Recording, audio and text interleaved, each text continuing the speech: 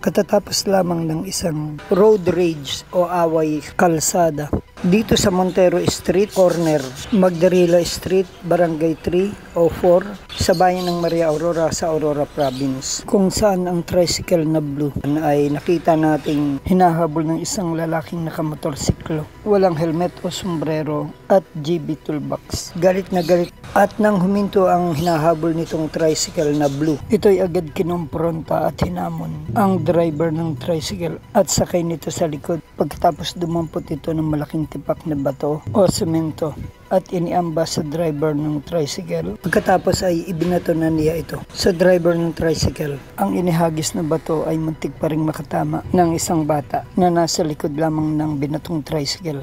Ang ganitong mga away kalsada o road rage ay napakadelikado at hindi maganda dahil maaaring may madamay na iba, magkasakitan o magkamatayan.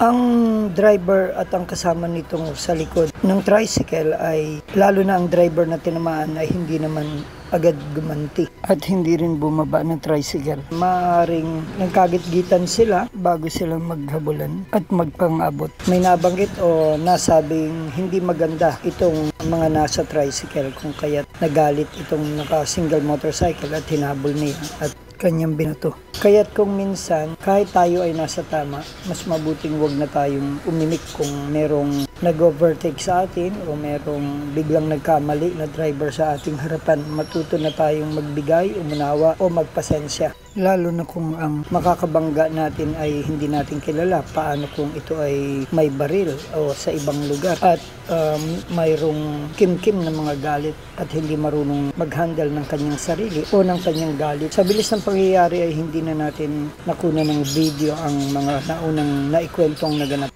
Salamat na rin dun sa isang lalaking nakamotorsiklo na nakasando ng blue at short ng blue, nakatsinelas at nakasombrero ng pula. May toolbox ang kanyang motor nang siya ay agad rumesponde at tinanong niya yung nambalibag ng bato at itong mga binalibag na nasa tricycle kung anong nangyari. Maaaring ito isang concerned citizen o police at sabi ko mabuti na lamang at biglang dumating siya at agad nang umalis yung nambalibag na nagagalit na nakamotorsiklo na hindi na rin nakilala. Delikado ang pakikialam sa mga ganitong road rage o away kalsada, pero napakaganda ng ginawa nitong lalaking ito, kapuri-puri. Sino ka man, maraming salamat sa iyo. At paalala ito sa lahat, hinay-hinay, magpasensya, huwag mag-react basta-basta o magalit o gumawa ng drastic na action o mapanganib na action na magdudulot ng lalo pang problema sa magkabilang panig.